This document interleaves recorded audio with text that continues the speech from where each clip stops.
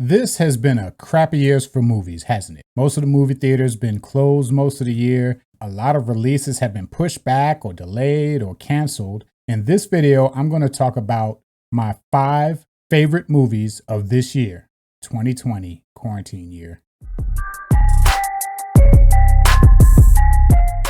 Welcome back to DL Jones Book Channel. I'm DL Jones. I'm the author and I love talking about stories. Right now, you can get my new book, The Injection, which is available now. I put links in the show notes. What I want to talk about today is my 5 most favorite movies of 2020 so far, because we still got a little bit of time left, another month and a half left in the year. So it may be something that will come out from now until the end of the year that may bump one of these things off my list. But as of right now, this is my 5 favorite movies. The 5 movies that I had the most fun watching, the most entertainment watching this year. And when I say my most favorite movies, I'm not looking at it from like a critic standpoint. I'm not saying that these are like the movies that all should be nominated for Oscars. I'm just talking about movies that I watched and enjoyed and had fun watching. And they're not in any order. And I'm just going to say them in the order that I have them on my list. Now, number 1 on my list is a movie that came out at the very beginning of the year. I did get a chance to see this one in the movie theaters because it came out before all of this stuff going on with the virus and everything started. And that is The Invisible Man. So The Invisible Man is a horror/thriller. It's a Blumhouse movie. If you don't know about Blumhouse, they tend to put out movies, lower budget movies. You know, their movies may cost about $5 or $10 million versus other movies that are 30, 40, 50, and 100 million. And this is no exception. This is another lower budget movie, but they did a whole lot with the budget. Don't watch this movie and think, okay, this is a low budget movie. It stars Elizabeth Moss and is based on, it's sort of like a thriller. Pretty much you have this man who dies at the beginning and then she's having what she thinks is visions of him coming back, and he's still like threatening her and haunting her. I'm not going to get too far into it in case you haven't seen it yet, but go check that out. I think it is on Netflix. Let me check. It looks like it's not streaming anywhere for just regular streaming, but you can purchase it on Prime Video and Apple TV and a couple of other places that let you purchase, streaming rentals. And that's The Invisible Man. I got to see in the theater before the lockdown, before the quarantine and COVID stuff really started happening, like at a really bad level. And I think this may be, actually, it wasn't the last movie I saw in the theater. The last movie I saw in the theater before the lockdown was the Vin Diesel movie Bloodshot, but that's not on this list. The movie that I'm talking about is Bad Boys Forever, the Bad Boys 3 movie with Martin Lawrence and Will Smith. That's another movie. Bad Boys series is one of those series that, as far as how good of a movie they are, as far as with the critics and stuff, it's kind of up and down. It's a mixed bag, but it's a series that every time I've gone to see one of them, I enjoyed the movie. I came out of the theater happy, satisfied. I laughed, had action. It was good.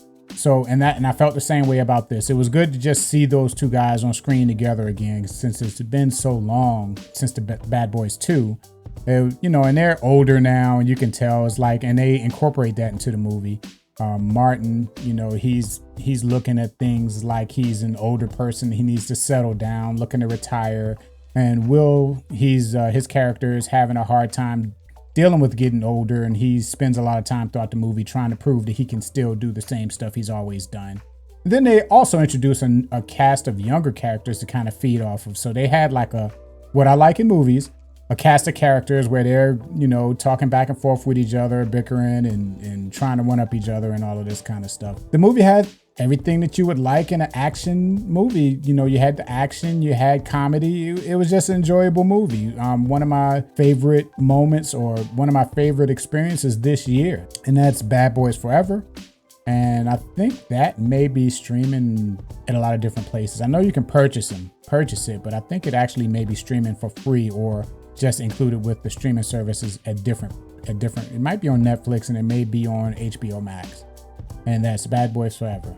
Go ahead and check that out if you haven't. I'm pretty sure you've already seen it though. Okay, so the next movie on my list is The Five Blood. It's a Spike Lee movie. I think this was one of the first movies that I watched, one that I was looking forward to once quarantine and the COVID stuff started happening. And I remember coming home, knowing that it was available on Netflix, and I watched it right away. Now, it was a long movie. Well, it felt long, and it took me a while to get into it. There was a point within like about the first 30 minutes that I almost decided to turn it off and come back to it at another time, but I stuck through it. By the end of it, I wouldn't say by the end of it, because shortly after that point where I was thinking about turning it off, it hooked me, so it didn't take long once I got to that point, but it hooked me. And I really enjoyed this movie. It was one of those movies that when it was over with, I was like, I like this movie. But then as I thought about it, as like the minutes and hours went on after I watched it, I thought about it a little more, and I ended up liking it more than I did when I was watching it, after I'm thinking about it a little more, and ended up watching it again. But that's The Five Bloods, and let's see who's in this one. You got Delroy Lindo, Clark Peters, Chadwick Boseman, and Jonathan Majors, which at the time I didn't know who he was, but if you watch Lovecraft Country, he's the main guy in Lovecraft Country. But yeah, it was very enjoyable. Of course, it was a Netflix movie. You can go on Netflix right now and watch it, and that's The Five Bloods, and that was, let's see, number 3 on my list here, which is not in any order, it's just random order. But The Five Bloods is number 3.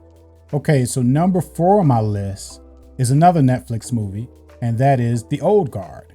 The Old Guard is a movie that kind of showed up out of nowhere for me. Maybe there was a lot of advertisement and stuff about it, but it was like I heard about it within the same week that it was released. I didn't know anything about it, hadn't heard anything about it. It wasn't on my radar until it released, and then I was like, let me check this out. And I enjoyed it. It has everything that I like in action movies. It had like a fantasy aspect of the people who are immortal and they can't die, or when they do die, they just come right back to life. And there's a lot of action scenes, and it was really interesting, but it was a really fun watch. They didn't have as much. It was really a one lead movie with the co-lead. Charlize Theron was the lead, and then they brought in Kiki Lane, which was sort of like the co-lead, or maybe there were 2 leads.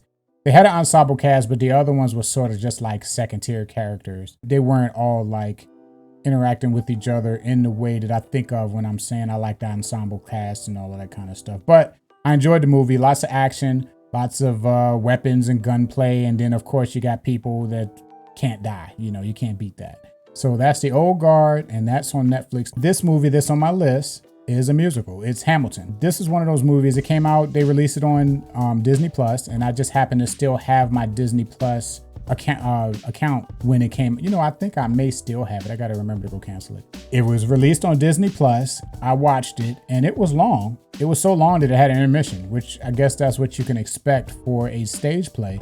And if you haven't seen it, it's basically the play Hamilton. They have cameras set up, and they did some like editing and stuff like that, camera switching and all of this kind of stuff. But it's basically the full play of Hamilton.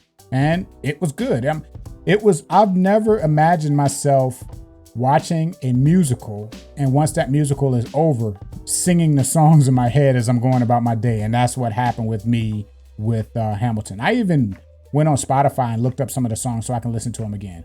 But it was very interesting, and it was good enough to where it made me actually go and look up Alexander Hamilton and do some reading on him, because that's somebody that everybody knows about, but he's not one of the popular figures of history that you learn about or hear talk about all that much. So it just made me look up some information about Alexander Hamilton and his life and everything that's going on, trying to figure out how much of the play actually is real to what we know of his past, But that was a pretty good movie, which I guess it was a play, but that's on Disney Plus.